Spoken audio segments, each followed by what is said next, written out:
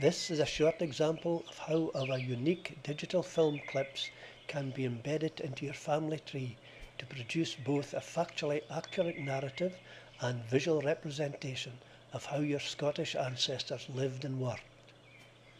Our clips represent a time period from the late 1800s to the mid 1900s. The clips used here are short versions, but we can provide extended examples across many aspects of life and work in Scotland, which will enable you to have a greater understanding about your Scottish ancestors' life. Utilising some of your own ancestral family photos and your own family history narrative, we can embed our digital clips to highlight how life for them was in Scotland.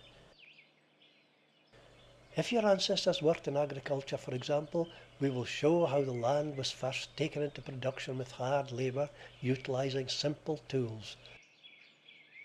Our clips can show the thatched houses they lived in and later on how the farm buildings were functionally designed.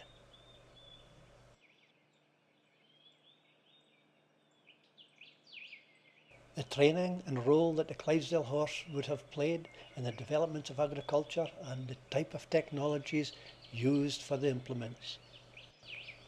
Much of the work was not mechanised, including the sowing of the seeds with the happer, the cutting of the corn with the sharp scythe, the animal husbandry practised when the cattle were tied up in the byre from October to May each year. See the links your ancestors had with the natural environment, with the casting of peats, which were utilised as fuel source for heating the kitchen and cooking the foods. Your ancestors would have been pioneers of steam power, as seen here at the threshing mill. Following the threshing mill, the mattresses on which your ancestors slept on up to the 1950s would have been filled with fresh chaff. The outside toilet would have been in the garden, as no running water would have been available in the house. Your female ancestors played a vital part in your past. See some of the work she did in rural settings.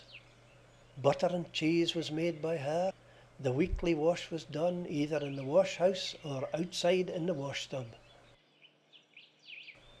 See her using the box iron heated in the peat fire.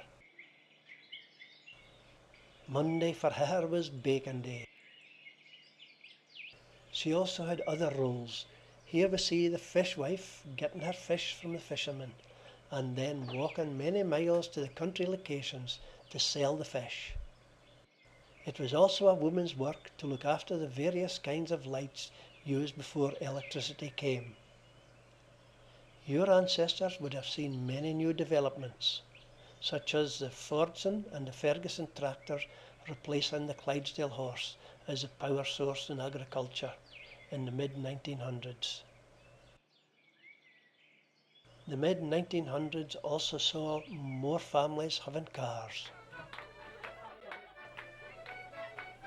Yes, your ancestors worked hard, but they also knew how to enjoy themselves. Here we see a night of entertainment in the farm barn. The entertainers were part of the same rural community, working the land by day and having a tune at night. All entertainment was self-made till the 1960s.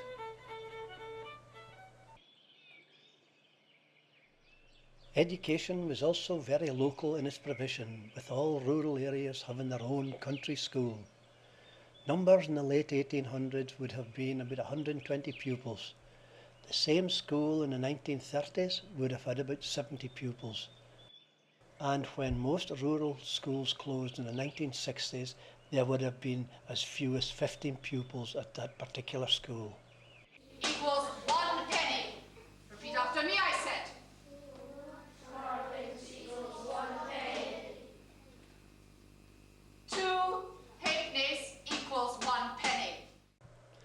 The commentary on the clips and your narrative can be done in English or using the Scots language.